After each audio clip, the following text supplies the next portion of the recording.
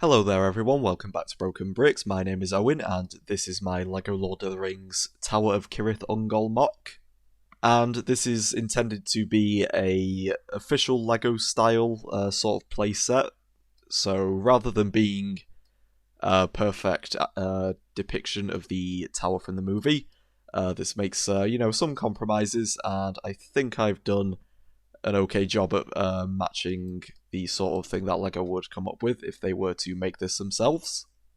So I had a live stream a few days ago where I finished mostly working on the interior of this, and since then I've made the instructions and got it submitted to Rebrickable, and it got approved, so it is now available if you want to get the instructions for yourself.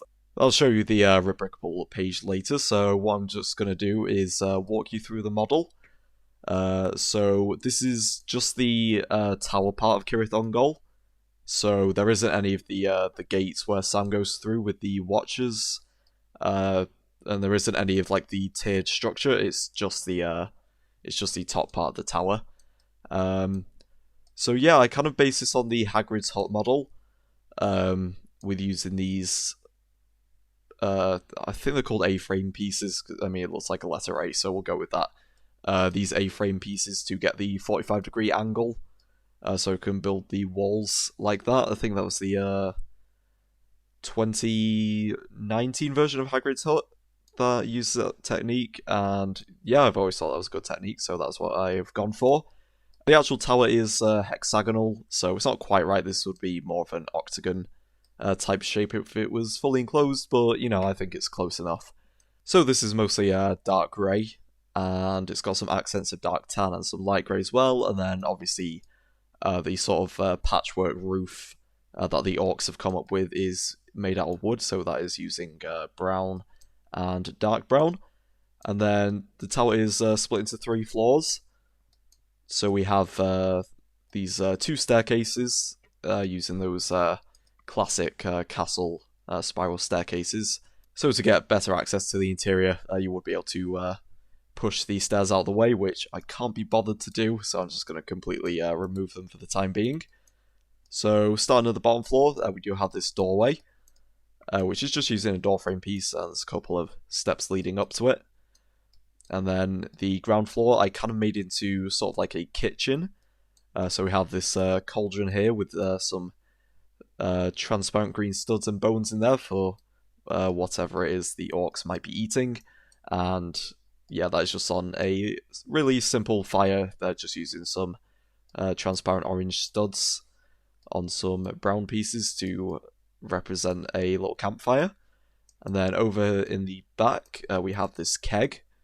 So this is just a barrel on its side using some bracket pieces, and that just goes up against the back wall. And then there is a cup on the ground as well, so the orcs can have a drink of grog. So with these stairs back in place, you can see that you can't actually properly access it from the ground floor. But I guess if you rotated these stairs so the bottom step was on this side, then you could kind of make it work. But it's more just about having the stairs there than the actual technicalities of how they would be accessed. So moving up to the second level, we have an armory. And it's got a barrel over here, which is just to kind of fill up the space. Then we have an armor stand with some Uruk-hai armor, and this is using an upside down headpiece, which is attached to one of these tiles with the bar attachment, so that the chest plate can fit over that. And then behind that we have a weapons rack, which is something of a staple to Lord of the Rings and castle sets. So yeah, that's just got a spear, an Uruk-hai sword, and a machete. And it's just built with some brown window frames, so that just fits against the back wall over here. And then if we put in the final staircase, then you can see that leads up to the ladder, which is somewhat accurate to the movie. And yeah, that is kind of why I did want to make sure to include the staircase so that it could be leading up to the ladder. I'm not sure how stable the staircase attachment is. I mean, I think it would be fine if you're not putting too much pressure on it. And yeah, then we have the top floor, which is where Frodo is held prisoner. So up here we just have a bone, we've got a barrel, and then we've got the table.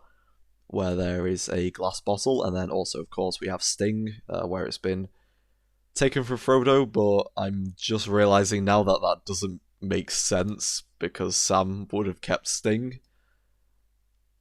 Yeah, that's a bit of a blunder by me. I completely forgot about that. I guess if you had the Mithril, the 2x2 white tile with the Mithril armor sticker, then that would make more sense.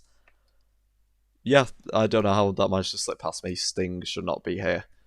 I mean, I guess when Sam rescues Frodo, maybe he decides to put it on the table. I don't know. Then we have the lantern hanging from the ceiling, which is quite basic, but I do feel like it is quite a classic LEGO technique to have the transparent cylinder. And then we have the 3 windows, one on each wall, and these are kind of boarded up a little bit from the outside. And then we have the roof, which is just kind of a massive brown slopes and wedge plates. And then going all the way up the model, we have these parts which are attached onto each of the corners of the hexagon, and they make the shape of the top with all of the spikes. The ones at the back are attached quite simply, just using some bricks with studs on the side, but then these 2 at the front here were quite challenging to get into the right position. So going all the way up the height of the tower, we have these bricks, which, I mean, it all needs to be rounded off to give enough clearance. And then we have the D-shaped bricks with the stud on the side. So, yeah, if I can show you from the top. And yeah, you can see this entire assembly is attached on to those black bricks. And yeah, I had to make cylinder bricks all the way down so that you can actually turn it, and then that gets it kind of into the right shape to line up with the walls. So that is pretty much the completed tower.